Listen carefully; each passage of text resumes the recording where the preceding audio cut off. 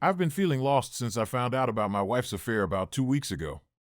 There had been suspicions brewing for a while, with several red flags popping up, although nothing concrete. When I confronted her, her reaction was one of irrational anger, vehemently denying any wrongdoing, insisting she would never cheat. But her response only solidified my suspicions. I tried snooping on her phone and computer, hoping to find some evidence, but came up empty-handed. So, I decided to take more drastic measures and installed small cameras around the house. Then, I took off to visit some friends over the weekend. I grew up in Norway, near the Swedish border, and that's where I met my wife. I was 20, she was 21, and she already had a 3-year-old child. We hit it off, and for the past 11 years, I've been a father figure to her son. We've been married for 6 years, although that detail seems insignificant now. To cut a long story short, I returned home early when I knew she wouldn't be there and watched the footage from the cameras. As expected, I caught her in the act with another man. I recognized him as a colleague named Theodore, whom we were friendly with along with his wife. I used to think the phrase seeing red was just a figure of speech, but in that moment, I experienced an intense anger like never before. I'm usually a calm person and rarely get angry, but I completely lost control.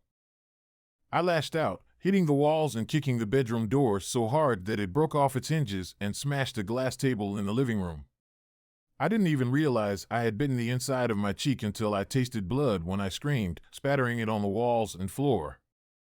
At some point, I must have hit my head pretty hard, which snapped me out of my rage. Looking at the chaos around me, I knew I had to leave immediately. If my wife had walked in at that moment, I fear I might have ended up in jail either for domestic violence or even worse. I hastily packed a suitcase with essentials, including my custom laptop, which I need for my job in simulation and modeling. Before leaving, I sent a copy of the incriminating video to Theodore's wife, with a brief message stating, "Your husband is cheating with my wife." I met my son outside our apartment complex and hugged him tightly. I couldn't bear to burden him, but in the heat of the moment, I blurted out about his mother's infidelity. It was a mistake, and I regret it deeply. I attempted to cross the border to visit family in Norway, but COVID restrictions prevented me.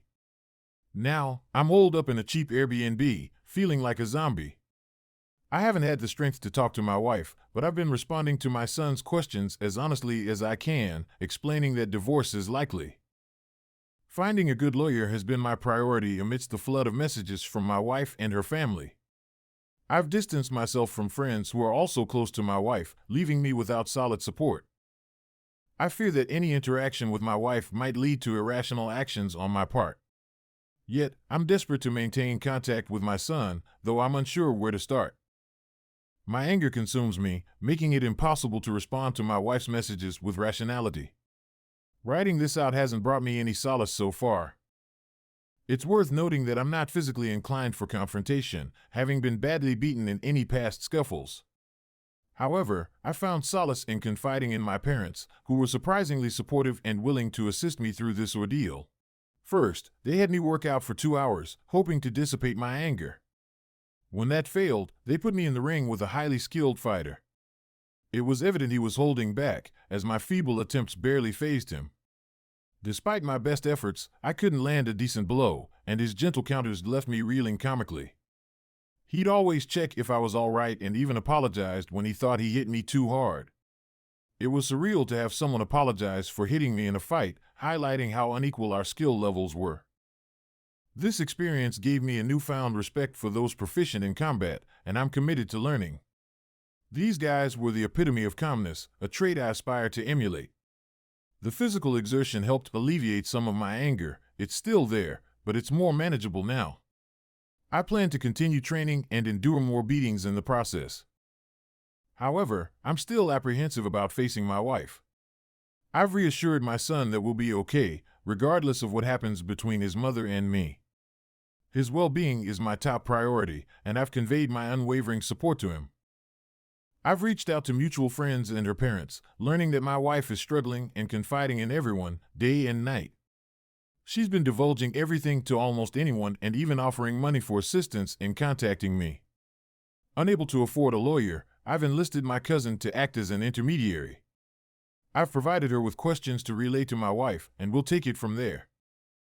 Some Redditors suggested using my son as leverage for reconciliation, but I refuse to manipulate him in any way. I will never exploit my son's emotions for personal gain. Currently, I'm open to adopting my son, but only if he expresses a genuine desire for it, free from any external influence or pressure. Since my last post, I've been calling my son twice a day. Initially, he reassured me that everything was fine, but it became evident that it wasn't. To regain control, I started attending therapy, which provided some relief. However, the turning point came when I decided to explore boxing. The first gym I visited was a bit run down, but the camaraderie among the 5 guys there was undeniable. I felt a strong desire to be part of their group. They directed me to the old man, the gym owner, who seemed to hold the power to accept new members. Despite his gruff demeanor, I sensed a depth of wisdom in him. Our conversation quickly escalated, and although his words were true, they felt accusatory. I found myself arguing with him, determined to prove my worthiness. I'm still unsure if he's simply abrasive or a brilliant mind, but his impact on my life has been profound. Despite his discomforting presence, I'm beginning to understand why people respect and admire him. The old man helped me confront my anger and think more clearly about the future. Although it's a lengthy story in itself, the main issue remains. A few days after my last post, my son called me back, tearful and apologetic for lying about his well-being. He confessed that my wife had been neglecting him, spending hours in front of the TV without providing food. The house was unkempt, and he had relied on sandwiches from a friend's mother for sustenance. Immediately upon arriving home, I was hit with the stench of rotting garbage lingering in the hallway. The state of the house was appalling. It was evident that no cleaning had been done since I left nearly a month ago. Crumpled sheets of paper littered the floor, the sink overflowed with dirty dishes, broken glass scattered across the ground, and the putrid odor of rotten garbage permeated the air. It was utterly disgusting. My first priority was to check on my son. I had grabbed a burger for him on the way and asked him to stay in his room and eat while I spoke with his mother. I reassured him that everything would be okay now that I was home to take care of him. He cried and hugged me tightly, and that embrace felt incredibly comforting. I had missed him dearly, and I vowed never to leave him again. Upon entering the room, I found my wife sitting motionless in front of the TV, just as my son had described. However, he hadn't mentioned how frail and sickly she appeared. She had lost a frightening amount of weight, her eyes sunken and surrounded by dark rings, her skin lifeless and cracked, her hair dirty and unkempt, and her clothes filthy. Taking a chair, I positioned myself between her and the TV, the nauseating smell emanating from her adding to the distressing scene. A bucket nearby contained week-old vomit, a testament to her deteriorating condition. Despite the pain and anger I felt towards her for what she had done, seeing her in such a pitiful state stirred a deep sense of compassion within me. I wanted to protect her, to help her, to make her better. In that moment, I momentarily forgot the betrayal and cruelty she had inflicted upon me. It dawned on me that, despite everything, I still harbored love and concern for her, which frightened me to my core. I questioned what was wrong with me to feel this way. Uncertain of what to say, I sat in silence beside her. She appeared disoriented, even questioning if I was real. When I affirmed my presence, she broke down into uncontrollable sobs, her cries echoing through the room. Abruptly, amid her wailing, she either fell asleep or lost consciousness, leaving me bewildered by the tumultuous emotions of the moment. I placed my Fitbit on her arm, as I wasn't sure how to check someone's pulse. Her heart rate fluctuated between 100 to 150, which seemed concerning. After ensuring she was comfortable on the sofa, I wiped the tears from her face and rushed to our neighbor for assistance. They gladly agreed to take care of our son while I took her to the hospital. She has been hospitalized for about 7 days now, though the days seem blurry to me. I visited her once, but it upset her so much that the doctors advised against further visits for now. They haven't provided a diagnosis yet, and there's uncertainty about when or if she will recover. In the meantime, I've been focusing on caring for my son, ensuring he receives regular counseling. He appears to be coping better now, but it's clear he's been deeply affected by this ordeal. I'm overwhelmed with guilt for the pain he's enduring because of my actions. I've consulted a lawyer to explore custody rights, given the circumstances. Divorce is on my mind, but I'm holding off on making any decisions for now. Cleaning the house was a daunting task that took several days. I had to bleach the fridge to decontaminate it, but the smell lingered, forcing me to buy a new one. I made a disturbing discovery when I found my wife had arranged my dirty laundry in bed to resemble a body shape, complete with additional items to make it look anatomically correct. Sorting through her scattered papers revealed mostly incoherent ramblings. Some pages had dates and times, while others were filled with repetitive apologies. Many pages transitioned into nonsensical scribbles mid-sentence. I'm at a loss for what to do. My anger has dissipated, replaced by profound sadness for the situation and the anguish inflicted upon my son. I sympathize with my wife's situation, but I also recognize the depth of my anger and how it has changed me in coping with the pain. A significant part of myself feels lost, and she's the reason for that. I'm not sure if I can bring myself to forgive her. For a long time, being a devoted husband and provider was a core aspect of my identity. Her affair inflicted a mortal wound upon that part of me, and I've had to let it go because the pain was too much to bear. It's too early to predict where we'll end up. All possibilities are open for now. I'm still grappling with hurt and confusion, focusing on rebuilding my self-esteem and redefining my masculinity. If my wife recovers, I'll have a conversation with her to assess our future. Right now, my priority is ensuring my son's well-being. My thoughts are clouded, and I feel exhausted and saddened. What seemed clear-cut before I returned home is now shrouded in uncertainty.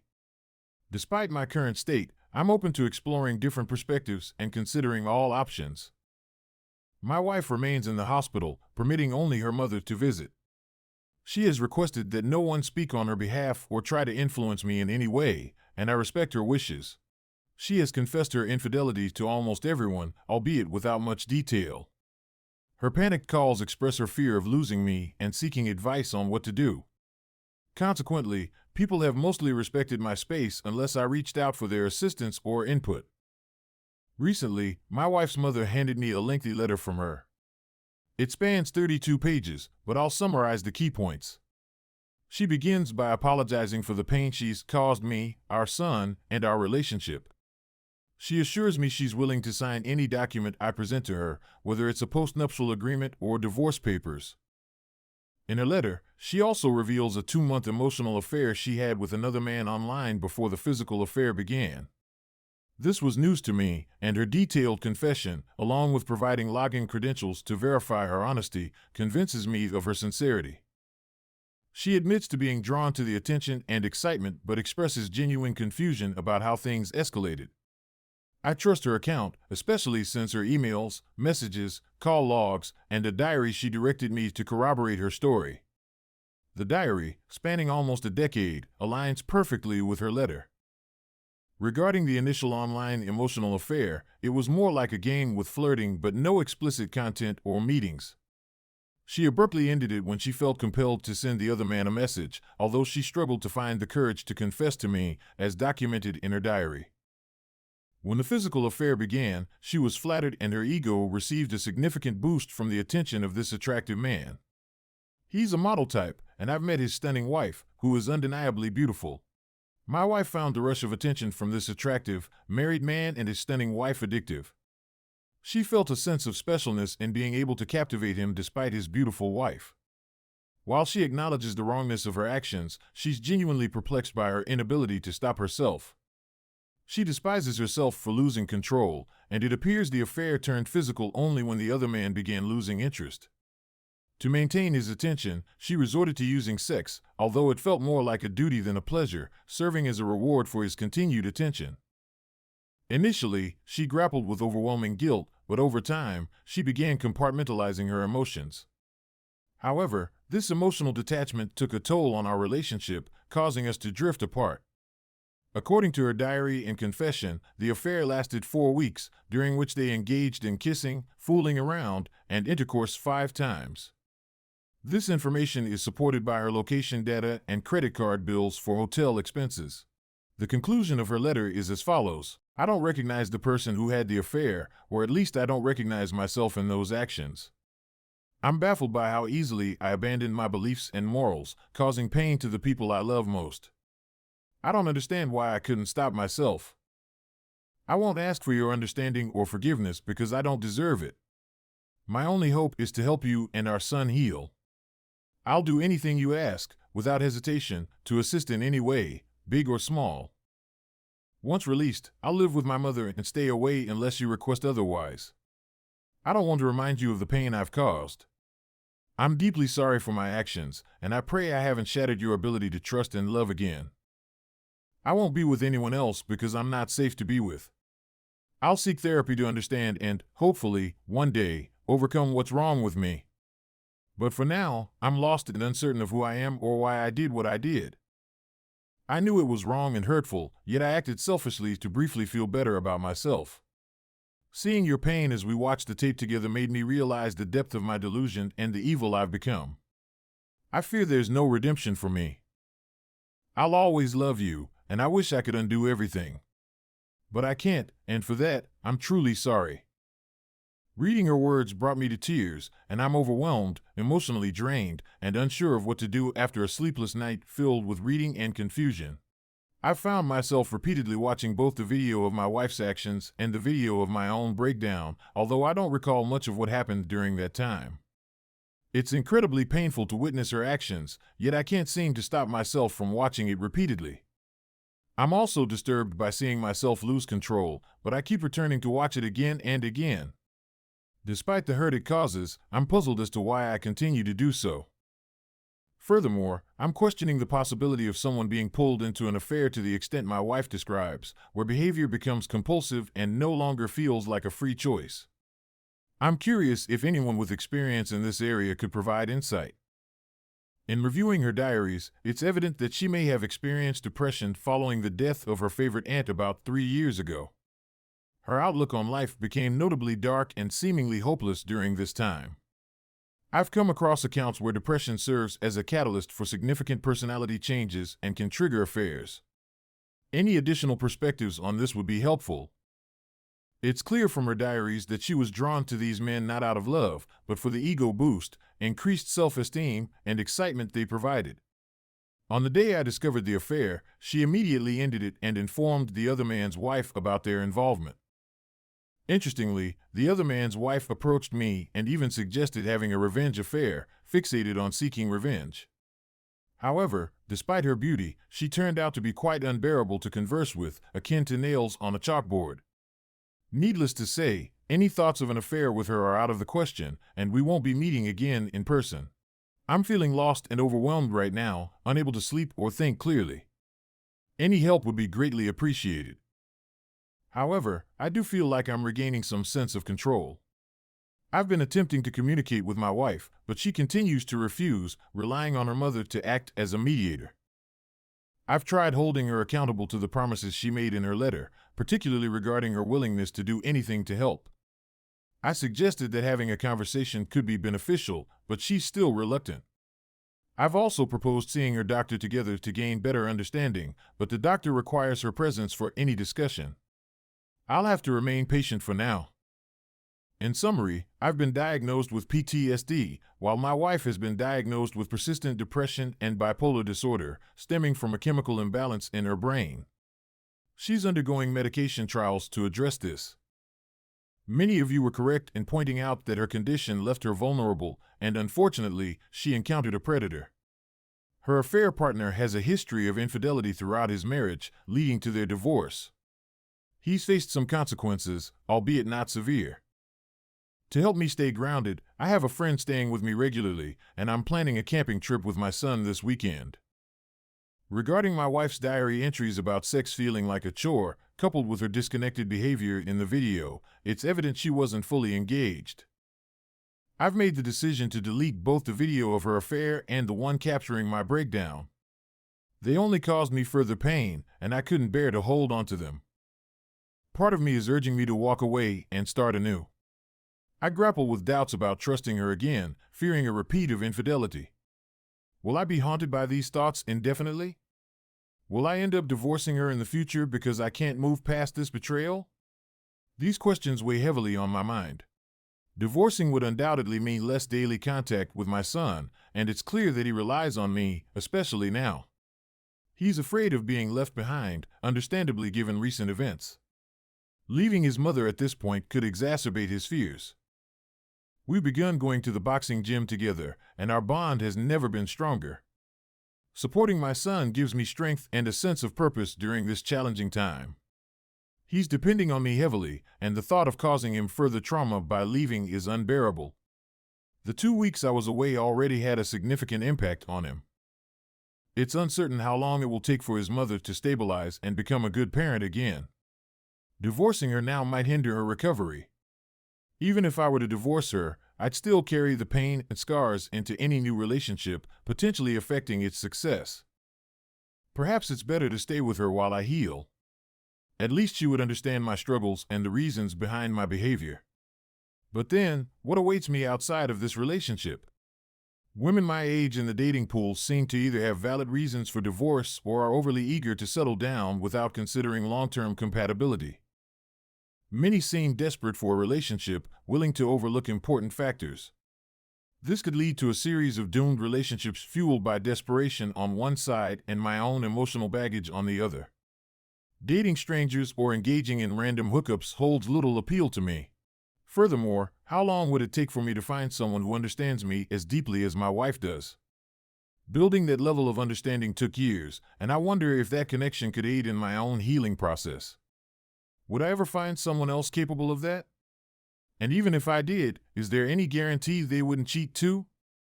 Given the circumstances, the odds of my wife cheating again might be lower than with a new partner. My son also needs his mother, and she needs time to heal before stepping back into that role. Would she heal faster and more effectively if we divorced or if we attempted to reconcile? I'm torn, and the uncertainty is overwhelming. When it comes to my own healing, would I fare better alone or with her? From what I've gathered, those who immediately opt for divorce don't always heal well. It seems that active effort from both parties over a 3 to 5 year period is necessary for optimal healing. I'm not even sure if she's capable of that right now. I'm deeply conflicted, with countless questions and no answers. Reconciliation or divorce, or something in between. Despite everything, I can't deny that I still love my wife. My pride wants me to hate her, but I can't ignore my feelings. While I initially harbored fantasies of her suffering as much as I did, I don't wish harm upon her or anyone else. Either way, I foresee a long and painful journey ahead for us. I hope I have the strength to navigate it and make the best decisions for my family and myself. One thing I've decided is that if I do consider reconciliation, it won't be granted easily. Both of us would need to be fully committed to the process. If we do reconcile, she'll essentially be on probation, and therapy will be essential for both of us. However, I'm starting to feel the burden of not being able to communicate with her. I feel a strong need to talk to her, but I'm unsure how to approach the conversation. If anyone has suggestions, I'm open to hearing them. Thank you all for your support. Subscribe to the channel not to miss new videos.